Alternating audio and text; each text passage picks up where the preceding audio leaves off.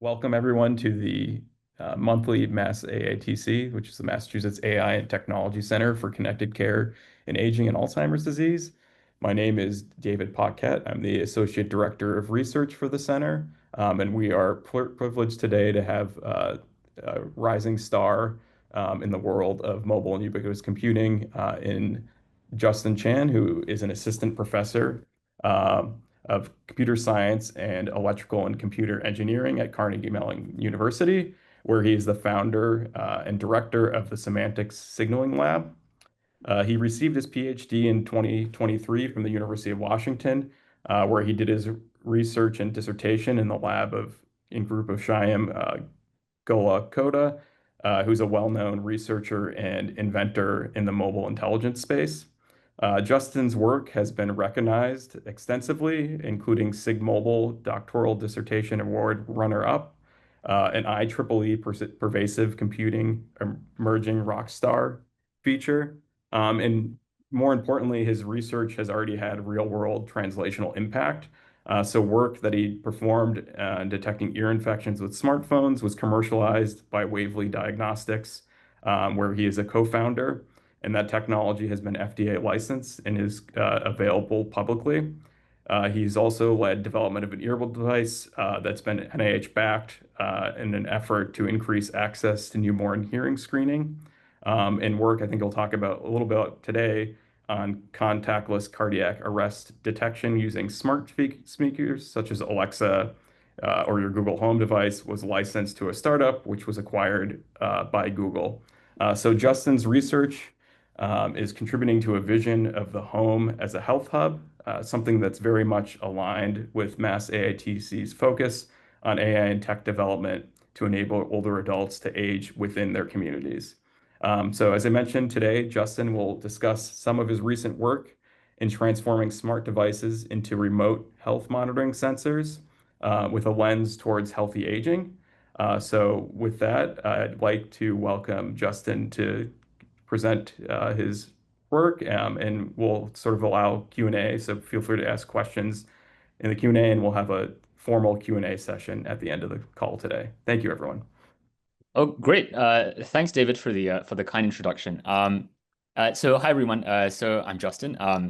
As David mentioned, I'm an assistant professor of computer science here at CMU, and I direct the Semantic Signals Lab. So for today's webinar, I'll be talking a little bit about our work on creating intelligent mobile systems for an aging world. Okay. So to set the context here, according to the World Health Organization, by 2050, the number of older adults aged 60 years or older will double. And it's estimated that these older adults will comprise about 22% of the population. And notably, we're seeing this on a global scale. So in both high income and in low and middle income countries, we're seeing this demographic shift. Now, in part, this is due to steady increases in human life expectancy, which has doubled in the 1900s till now from 32 to 73 years of age. And this is indeed a human success story reflecting advances in medicine and technology, but it really raises new challenges in terms of how healthcare is to be delivered, especially for the aging population. Now, specifically, these are just some challenges that this will bring.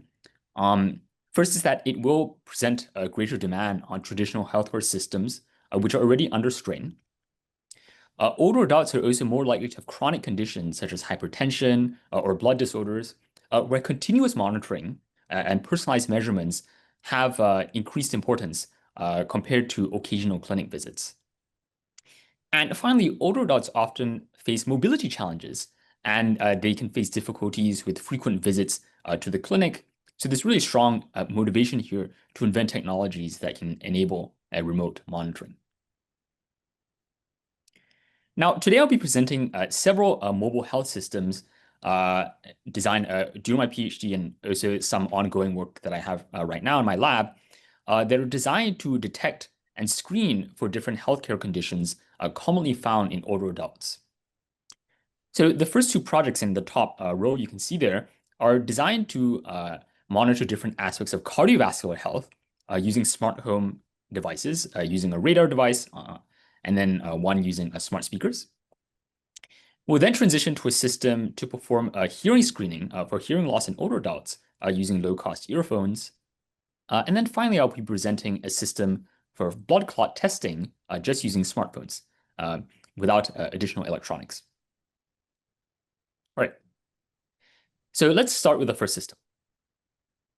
Now, cardiovascular disease is commonly seen as the number one cause of death. It results in about a third of deaths annually. And a major contributor here is high blood pressure. And this is often called the silent killer because it can damage arteries for many years before any obvious symptoms actually manifest. Now, across really the range of all cardiovascular disease, there's really one key marker associated with all of them, and that is arterial stiffness. So let's try to understand what this is. In a healthy body, the heart will pump rhythmically, and this will generate pulse waves that travel from the heart to peripheral sites in the body, including the wrist, the neck, and so on. But in patients that do have cardiovascular disease, what happens is that the elasticity of the arterial walls will weaken due to a buildup of plaque along the walls.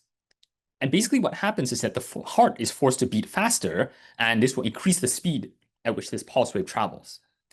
But if you can actually measure this propagation speed to different sites, you could build up a whole body heat map of arterial stiffness using a measure called pulse transit time and get a comprehensive measure of cardiovascular health.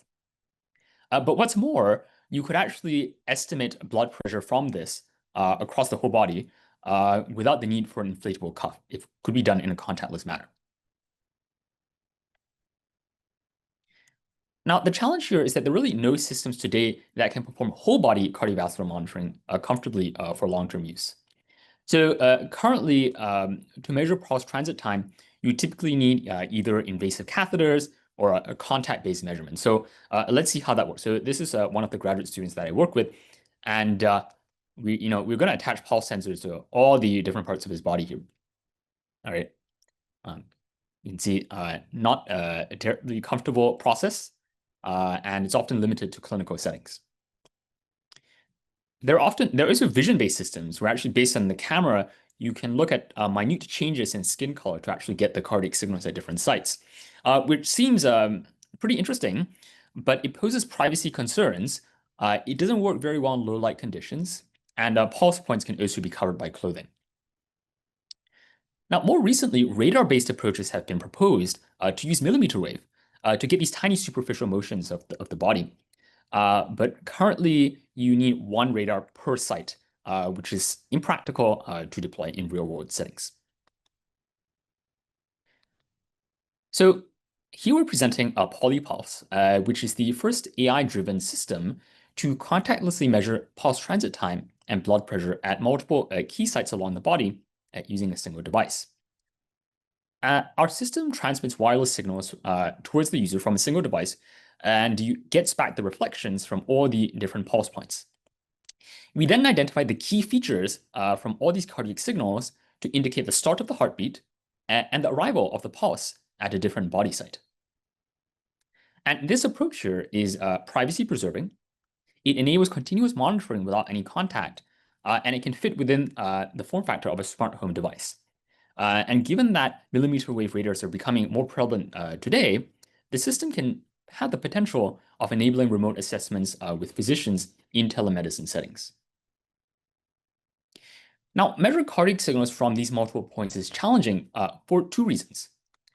The first is that if you just look at the arterial site at your wrist, it's quite small. It's only about 3 millimeters wide, and it's often difficult to locate. But to tackle the challenge, what we leverage is a high-resolution millimeter wave radar with a range of antennas that are packed within a small compact form factor that can spatially decompose the space into different range and angular bins. So the idea is that each cell in this plot here corresponds to a different point in space. Now the question is, which bin here actually corresponds to the pulse signal? And that's the challenge. And what we do here is something called an anatomically informed constraint, which really all that means is we know where the radar is, and we know where the person is, So we can apply a coarse filter to say, okay, well, these set of bins corresponds to the wrist, these to the head, the neck, the heart, and so on. And we can actually look within each of these key regions and reduce the search space for where the pulse point is. But when you're actually searching within each of these boxes, what we notice is that the point where the pulse is will clearly have a very periodic signal, as you can see on the left, while bins that correspond to just noise will look completely random and without any periodicity, like as you can see on the right over there. And you can basically leverage this pattern to figure out where the pulse points are. But after identifying the bin with the signal, the challenge is that each of these pulse displacements is actually quite minute. If you take a look at this video, there's a tiny pulse there that's actually only 30 micrometers in displacement. And this is already magnified. And this movement is actually 100 times smaller than other physiological motions, like even breathing, heartbeats, and body motion, which can easily overshadow these pulse motions. To detect the accurate timing of the pulses, we leverage a machine learning architecture here, which I'll explain. And we use this convolutional encoder-decoder architecture, an LSTM. And the basic idea is that we're trying to model the temporal periodic behavior of the waveforms. And that's the input there, that's the waveform. And the output of this is a probability distribution indicating features for the start and the end of a pulse. Instead of just using a single bin, what we actually do is we use an entire region of bins around each pulse point. And we pool all that spatial information together as part of our analysis. And this is based on the idea that the pulse, it's not just like a spring that's going back and forth at a single area. It's actually going all the way towards the pulse point and flowing back. So even in these adjacent tissue regions, you get valuable information about how the pulse propagates. We can go further here to increase system performance by taking advantage of the fact that the pulse signal at some parts of the body are going to be stronger, like at the heart and at the neck, which are the red and the green signals, while those at the wrist and the head, which are tend to be smaller, they actually produce weaker signals. And by leveraging the fact that actually all these cardiac signals originate from the same heartbeat, they contain shared characteristics and features. And what we can do is we can use the stronger pulses as a reference to assist in the detection of the weaker pulse. And we do this using this spatial attention layer here that fuses the pulse information across the different parts of the body. And this approach makes our neural network resilient to noise or signal degradation at a single site. So let's take a look at some preliminary data for our system. We conducted a pilot study on some healthy participants and a small number of patients with cardiovascular disease. And the study aims to measure cardiac signals at 4 points in the body, the heart, the wrist, the neck, and the head. And we computed the blood pressure derived by our system and measured it against the ground truth of a commercial blood pressure cuff, and found that for diastolic blood pressure, we were able to obtain accuracies of 0.92. And this was actually within the performance set by clinical guidelines for the FDA for blood pressure monitors. Our system also measured the pulse transit time from the heart to these other peripheral sites. So from the heart to the wrist to the neck and so on. And it achieved a correlation of 0.73 to 0.89 across these pathways. And these preliminary results suggest that our proposed system has the potential to provide a non-invasive measure of cardiovascular health across multiple regions of the body. Okay. So that was the first system of the talk. Now I'll transition to another wireless sensing system focused on another aspect of cardiovascular health. But the focus here is more on detecting the emergent condition of cardiac arrest using smart speakers. So out-of-hospital cardiac arrest is one of the leading causes of death It accounts for over 300,000 deaths annually, with many victims dying alone in their sleep. CPR, if performed in a timely manner, can increase its chances of survival, but that's not often the case with many victims who often are alone at home. Existing approaches for analyzing heart health often leverage wearables, such as the Apple smartwatch. But the problem with cardiac detection is that often this occurs when the patient is asleep, when they may not necessarily be wearing smartwatches. But more importantly, these devices often cost hundreds of dollars, which makes them inequitable to large portions of people around the world. Instead of using a wearable-based solution, our idea is to leverage agonal breathing, which is a distinct audible biomarker that occurs in more than half the cases of cardiac arrest.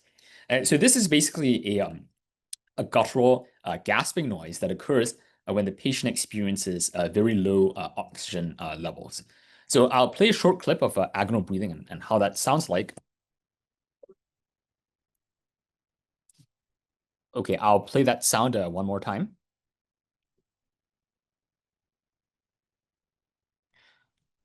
Okay, so our hypothesis here is that leveraging commodity devices, such as smart speakers and phones, we can create real-time detection algorithms that can detect these agonal breathing sounds in a domestic setting.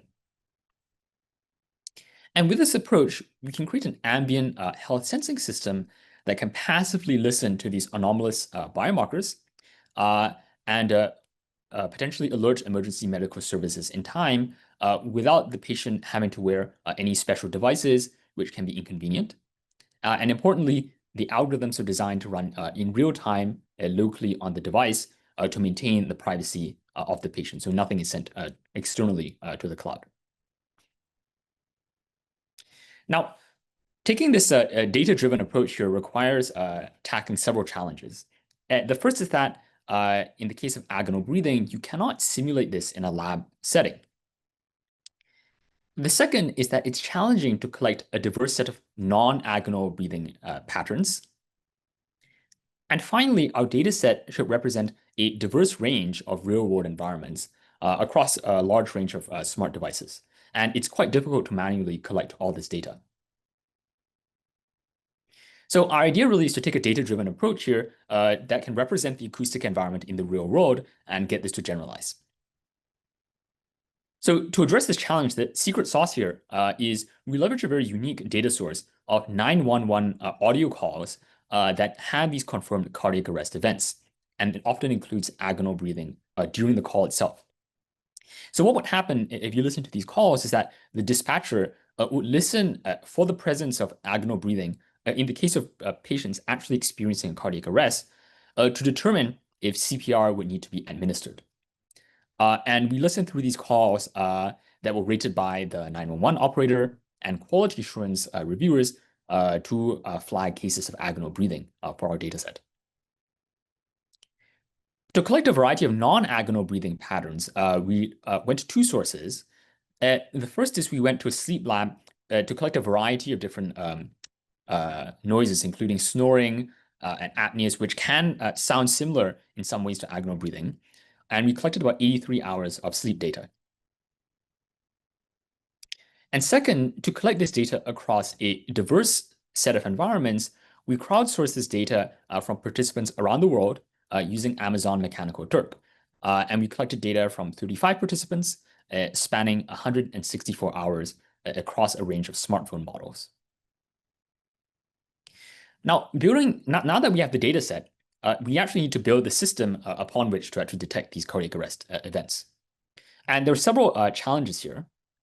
The first is that there's going to be a class imbalance because you're going to have a fairly small number of confirmed agonal breathing events, but a much larger number of negative events that do not contain agonal breathing. The second is that the system will need to generalize to different real-world environments and hardware. And finally, the system will need to achieve a low false alarm rate on normal sleep sounds because this is you do not want to overburden emergency medical services with false alarms and incorrect alerts, which is a poor use of public health resources. So to address these challenges, we performed a data augmentation in the real world. So we played the agonal breathing clips over the air in different environments and different distances and volumes and so on, and recorded them on a range of different devices.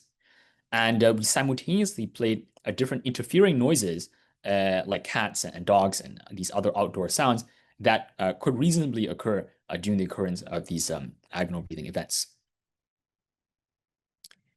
To generalize the system to a range of diverse real-world environments, we fine-tuned the classifier with a few minutes of calibration audio data collected for each new environment so that the classifier basically gets used to the normal acoustic environment in each new space.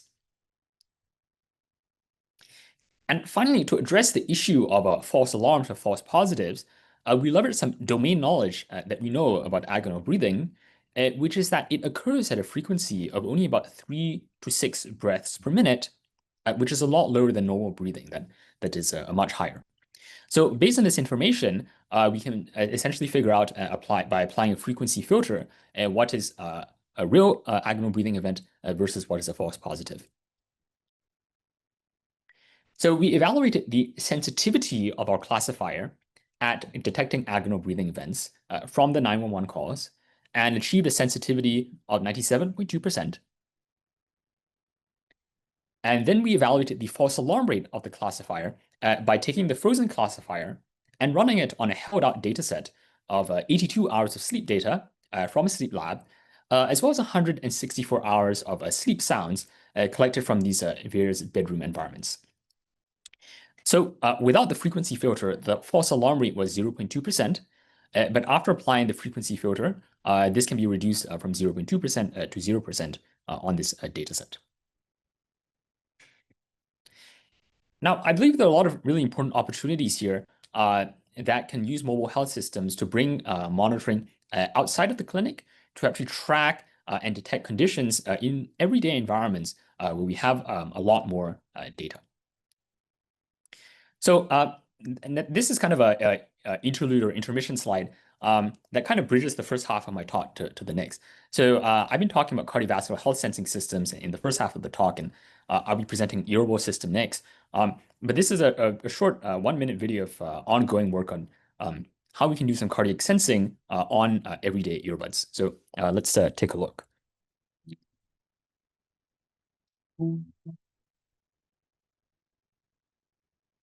As the heart beats, it produces micro vibrations at the chest that capture fine-grained cardiac events like the opening and closing of heart valves. These vibrations are traditionally measured in the clinic, where the patient lies down, removes their shirt, and is instrumented with highly sensitive sensors that measure minute accelerations and rotations of the chest. However, these sensors can be inconvenient to wear and are highly sensitive to changes in placement. We present Non-dilutive, a system that brings microcardiac monitoring out of the clinic and enables it on everyday hearables. Our insight is that the familiar lub-dub heart sounds which travel from the chest to the ear carry the same underlying information as these chest vibrations. By learning the relationship between these two signals, we can reconstruct the fine-grained cardiac signals directly at the ear. Our system brings this capability to a range of hearables, including earbuds, headphones, and grown conduction earphones. We do this by transforming the built-in speaker, the only transducer common to all hearables, into a microphone to capture the heart sounds and transform them into precise microvibration signals. Our system achieves correlations of 0.88 to 0.95 when compared to chest-mounted reference measurements and generalizes to unseen hearables, while remaining robust across remounting sessions and music playback.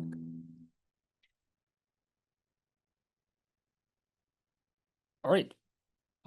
So that was the first part of the talk where we were focusing on cardiovascular health sensing and how we can do that on devices outside the hospital. So now I'd like to transition to a different area of health that affects the older adult population, which is actually related to hearing loss and earball sensing systems, which present a very unique opportunity to which we can detect these hearing loss. So just to set some context here, age-related hearing loss is a pretty common occurrence that is experienced by about 1 in 3 adults aged 65 and older. And studies have shown that loss of hearing is often associated with increased risk of Alzheimer's and falls, which is particularly harmful in the case of older adults. So notably, in this case of age-related hearing loss, it tends to occur slowly over time, and individuals sometimes are not even aware of these changes even happening. So this underscores the need for an accessible hearing screening device that can be used outside the clinic for earlier screening of this event. But older adults often they may have cognitive decline or fatigue, or sometimes even difficulty following instructions. So if you look at the way that conventional hearing screening is performed, this may not be the best approach. And in the conventional way, they basically play tones into your ears at different volumes and ask you to respond to see if you can hear those sounds. But this may not be the best approach because patients may not always be in the best state to respond. So we're going to look at a different way in which we can detect hearing loss. And anatomically, so this is an anatomical image of the ear. Hearing loss is typically associated with the innermost part of the ear called the cochlea, which is that shell-shaped organ. And normally when you hear a sound, what will happen is that the sound will travel through the ear canal towards the innermost part of the cochlea like so. And the cochlea is lined with lots of tiny hair cells. So that image on the right there is a single cochlear hair cell, which will vibrate energetically if you may be able to see it over Zoom. It's vibrating just a tiny amount in reaction to those sounds. And you normally think that the ear is a microphone where it'll absorb sounds, it'll process sounds, which is all true.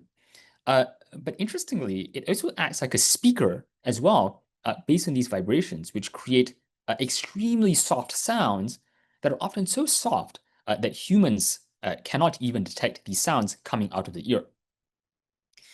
But if you had a very sensitive microphone placed right outside the ear, you could actually pick up these sounds and use it as a way to screen for hearing at different frequencies. But as you can imagine, given how sensitive these sensors would be, the test equipment tends to be quite expensive, costing thousands of dollars. To address this problem, we designed 2 low-cost systems of hearing screening. The first system uses cheap $2 to $3 earphones that we get on flights and we normally just throw it away. But we can connect this to cheap budget smartphones where we can run the algorithms in real time to detect the weak sounds that are coming from the ear. And the second system here is a pair of $30 wireless earbuds that can stream the data over Bluetooth to a smartphone. Now, building these hardware and software systems, it requires tackling several key challenges. The first is that if you look at these low-cost microphones, they're not traditionally designed to detect these very soft sounds, and they're a lot more sensitive compared to the high-end microphones used in the expensive medical devices. The second challenge is that when you send a sound into the ear, you will largely get reflections from the ear canal, the eardrum, and even the earbud case, which are significantly louder than the reflections, or rather the sounds being generated from the cochlea, and it can overwhelm these cochlear sounds. And the third challenge is that the system needs to work across a variety of ear canal geometries, which will vary by age and between individuals. So to address this challenge, we leverage 2 key properties of the sounds coming from the cochlea. The first is that we note that first, when you send in the sound, which is the blue signal, you get back the reflections, and only after that will you get the green sounds that are being generated by the cochlea. So you can leverage this ordering to extract the cochlea-only sounds. The second property is that the cochlea has this coiled shape that responds to sound in a completely different way than regular reflections. So what happens is that when you send sound to the cochlea, you initially get the response to very high frequency sounds. And then as the sound actually travels to the innermost part of the cochlea, only then will you start getting the responses to these low frequency sounds. So we designed a 2-step processing pipeline using wireless sensing to get these cochlear sounds. And in the first step, we leveraged something called a frequency modulated signal. And the idea is you basically want to figure out when do the reflections stop arriving? When do they diminish in power? This is the ideal. So we send this a chirp or frequency modulated sound into the ear, and you get back the reflections, which are the blue and the gray lines here, coming back at different points in time. And one thing that we notice about this signal reflection here is that each of these time delays corresponds to a frequency shift. So we can actually perform a Fourier transform across the received signal and actually estimate the duration over which the reflections are high power and when they diminish in power. So now that we know exactly when these reflections occur, we can look after that time point. And now we want to actually elicit these signals from the cochlea. And to do this, we transmit a train of wideband pulses. So these are very short pulses, 500 microseconds in duration. And they are from 0 to 5 kilohertz, which is the range that is clinically important for hearing. So as these are sent into the ear, we look back at the responses, which are very low signal-to-noise ratio. But we can combine these responses over time across numerous pulses within the span of about 20 to 30 seconds and improve the signal-to-noise ratio to reliably capture the responses from the cochlea. Now, there are other algorithmic details in the paper, including a power adaptation algorithm for different ear canal lengths, a noise detection algorithm, and so on. And you can find those details in the paper. We designed a custom earbud device. So this is using off-the-shelf hardware. So it includes a speaker, a microphone, and a microcontroller, and a Bluetooth chip to actually stream the data over the air. And the smartphone is designed to be able to run our algorithms in real time and apply these power adaptation algorithms while the person is actually performing the test. So in terms of the power, these wireless earbuds can run for 91 hearing tests, each lasting about 1 minute. And the whole device costs $28 each at a quantity of 1,000 devices. All right, so now let's take a look at the evaluation and the performance for this system. So we conducted a clinical study here across 251 patient ears. And the original study was focused on the newborn population, where hearing loss screening is also extremely important. And within this population, we recruited from 1 week of age up to 20 years of age. And about a third of these patients had hearing loss. So to obtain the ground truth, the attending doctor would aggregate information across all prior clinical tests and exams that the patient had. Now, the plot here first shows the AUC curve of the expensive $5,000 FDA-cleared medical device in green. And here's the AUC for our system in blue. As you can see, we're able to obtain comparable performance to the expensive device, but at orders of magnitude lower cost. Now, I want to kind of emphasize the importance of hardware-software co-design, which is how we were able to get these results, which is that if you take the software algorithms traditionally designed for those expensive devices, if you just take that off the shelf and you try to run it on our device, you don't get very good performance. You only get a performance of about 0.763.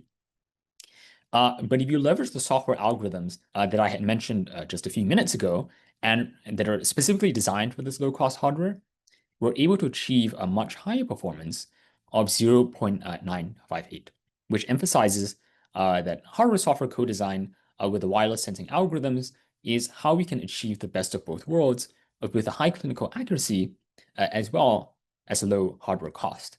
And this really emphasizes that there are many opportunities for us as computational researchers to design interesting techniques and algorithms for the aging population.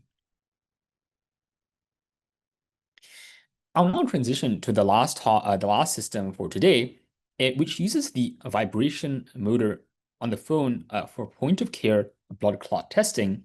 And it demonstrates how, beyond the conventional wireless signals like radar and acoustics, there are many opportunities to leverage other devices, other sensors in these smart devices for medical assessments. So here's the image of this test here to perform a blood clot testing, which is important for millions of people around the world. As it turns out, this is particularly important for folks on blood thinners like warfarin, and it's often a lifelong prescription that you have to take these blood thinners for. Currently, testing of blood clotting time is done either in a hospital laboratory, which is costly in terms of time, or with a point-of-care home device, which can be quite costly. So because blood thinners interact even with the food that one takes or the medication throughout the day, it's important to frequently capture this blood clotting time to make sure that it is within the acceptable range. But as you can imagine, for patients, they may not always be able to afford these expensive testing devices. And really, oftentimes, these folks are in the acceptable clotting range about 40% of the time due to less frequent testing. To address the problem, we designed a smartphone-based system that can detect the blood clots using a single sample of blood, which is 10 microliters. So I'll show you a video of how that test actually works. So here I'm lancing my finger here to drop a sample of blood into this capillary tube, and we place it in this container with a little copper particle. So that's attached to the phone. You deposit the blood. And then we turn on the vibration motor on the phone. So this here shows actually the smartphone camera's view of the blood sample. So you can see the copper particle right there. And when the blood is in a liquid state, it'll cause the liquid sample and the particle to move around energetically. But the moment that the blood coagulates and clots, it'll turn into a viscous and thick state that will cause the particle to immediately stop moving. And using real-time algorithms, we can isolate and track the motion of the particles from one state to the next and accurately measure blood clotting time. So here's a video of the test showing how that works. So right now, the particle is moving around quite a bit. But the moment it clots right there, it becomes stationary. And you can use that to accurately detect the blood clotting time. All right. We did an extensive evaluation here across about 158 whole blood samples and compared this to an expensive at-home point-of-care monitor and 280 plasma measurements and compared this to a reference, a laboratory analyzer. And our technology was able to obtain comparable performance for both the laboratory and the expensive at-home device. And this shows here that mobile systems can enable a frugal and high-quality health testing tools. Okay, now that we actually have a few more minutes, I want to very briefly present a work in progress that we've been working on for a custom wearable device that can have applications to the aging population. And our focus here is actually on smart glasses that can help with changes in vision as you age. So as you age actually from age 40 to mid-60s, your eye's ability to focus actually gradually weakens. And this is pretty common. It actually affects about 1.8 billion people in the world. So typically you might buy a bifocal or progressive lenses where different parts of the glasses are divided into different focal lengths. But as you can imagine, this actually, it reduces your field of view. And we've been thinking about how we can have varifocal lenses that can adjust the entire focal length of the entire view of the glasses. And this is a short 1-minute video showing that in action. Given their proximity to the eyes, glasses are uniquely positioned to leverage eye movements for interaction. Here we present Verge.io, the first glasses that uses integrated electrodes to sense the minute electrical impulses when the eyes shift between different depths. It senses an underexplored eye movement known as vergence, as humans converge their gaze towards close objects and diverge to far objects. This key interaction primitive can enable smart glasses with virtual displays that select between different windows, or varifocal lenses that adjust its focal length based on natural gaze shifts between ambient objects, and remote screening of eye disorders using approximate reference points using one's thumbs. All right, so that's the video. And all right, so this is a summary slide showing what I presented today. 2 systems for cardiovascular sensing using a radar, a smart speaker, a low-cost hearing screening tool using earphones, and finally, a blood clot testing tool using smartphones. I would like to thank all of my collaborators and co-authors who I'd like to acknowledge, as well as the PhD students, the master's and undergraduate students in my lab, who've done much of the work for some of the ongoing projects that I presented today. And thank you very much.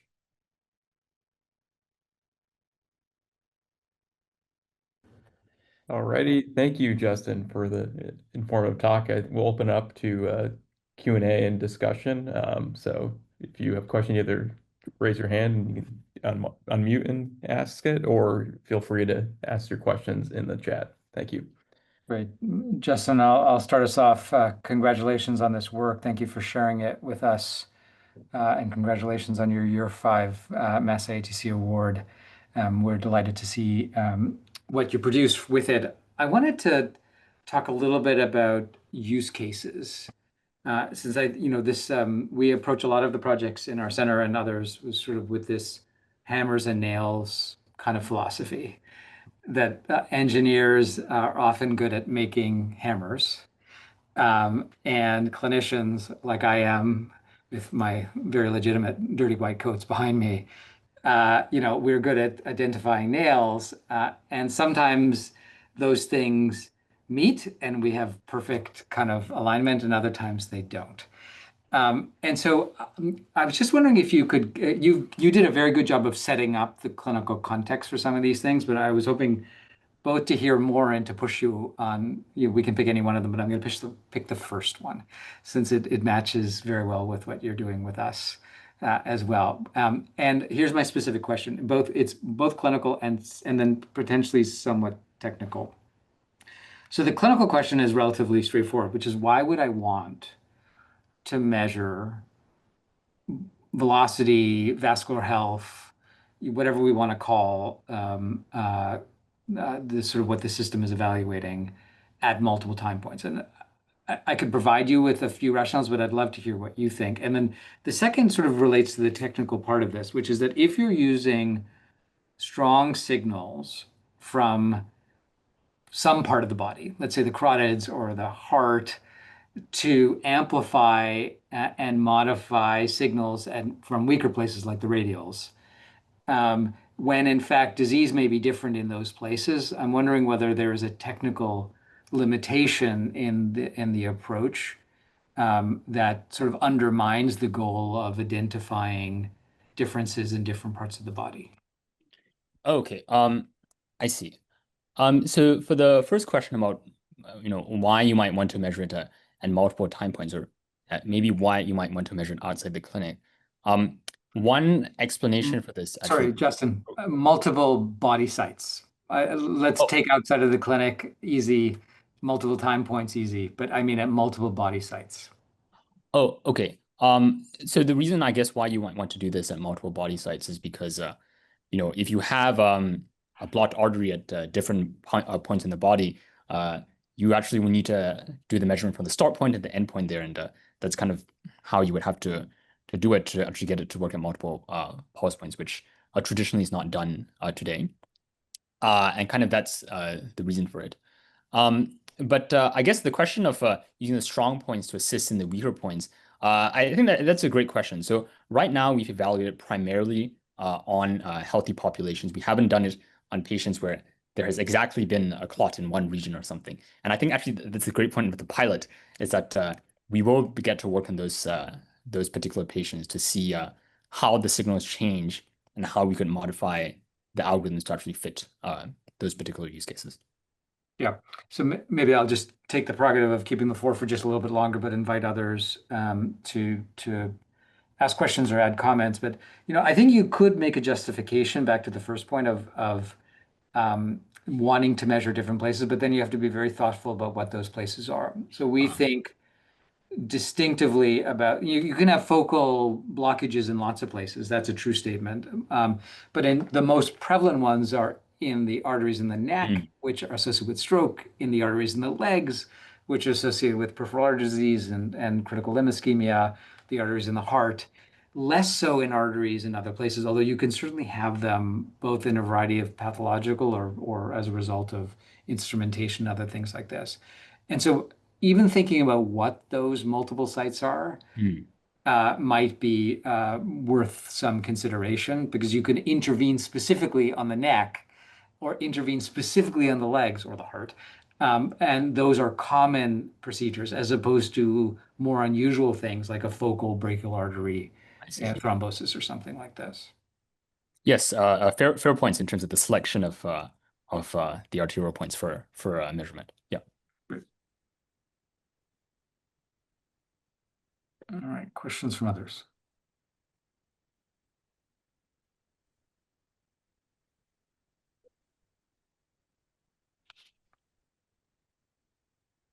I guess I had a question sort of related to sort of hearing screening. I know that project was looking, I think for low cost in areas or, um, in Africa and other places.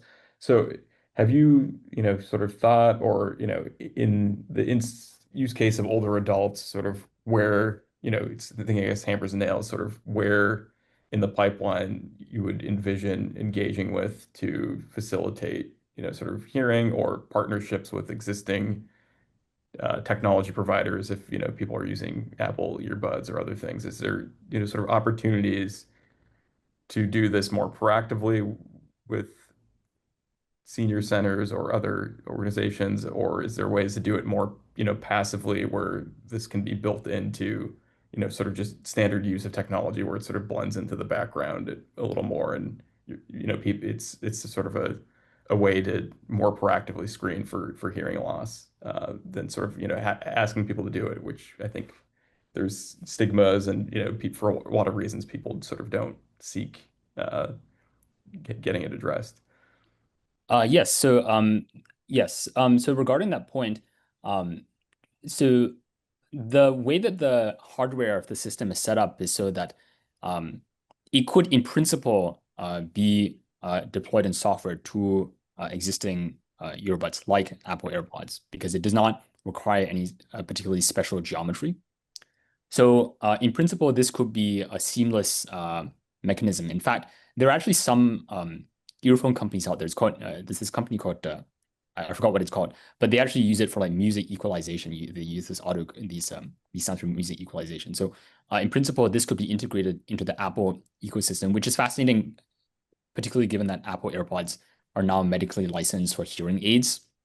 So if there was some mechanism with this integration between the hearing aid side and the screening side for the older adult population, that would be the type of partnership that I think would be very valuable for the community.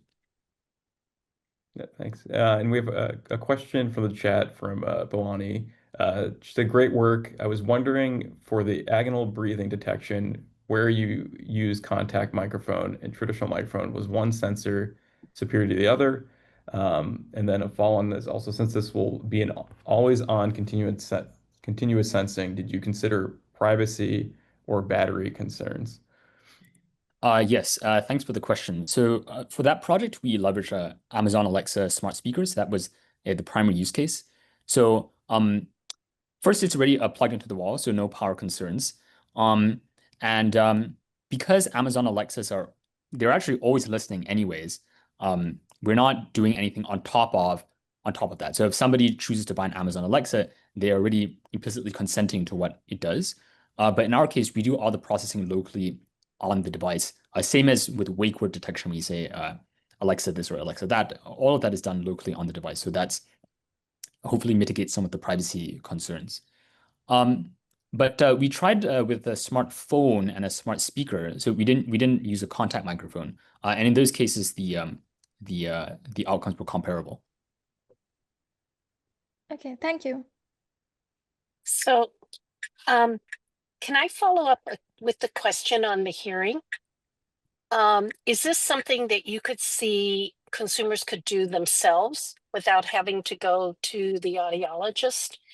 And they could track their hearing themselves, and then based on that result, could actually, help select a hearing aid or what is the right kind of hearing aid. And number two, I'm intrigued that if you can pick up hearing loss in newborns who can't talk, could this be valuable for people with dementia and Alzheimer's, where you don't know how much of their failure to understand, communicate might actually be hearing loss, which is solvable, versus their underlying dementia and Alzheimer's, which we automatically assume is their issue, when in fact it could be hearing loss. Yes, that's a great point. So traditionally, there are smartphone apps today that do the conventional hearing screening. So it takes quite some time, maybe 10 minutes, where they play sounds at different tones and they ask you, can you hear this? Can you hear that? It's quite a lengthy process. Certainly not something you want to do every day or maybe every week. So precisely for that elderly population who may have cognitive issues, those conventional tests actually may not work very well, even if they are currently widely in use. So it's precisely exactly what you say.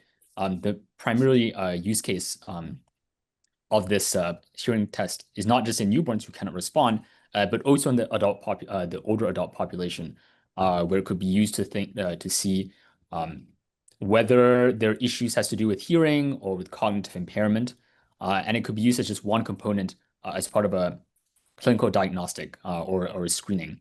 But certainly, these kind of continuous monitoring methods can provide more data and complement existing visits to the audiologist, which happen on a more sparse basis.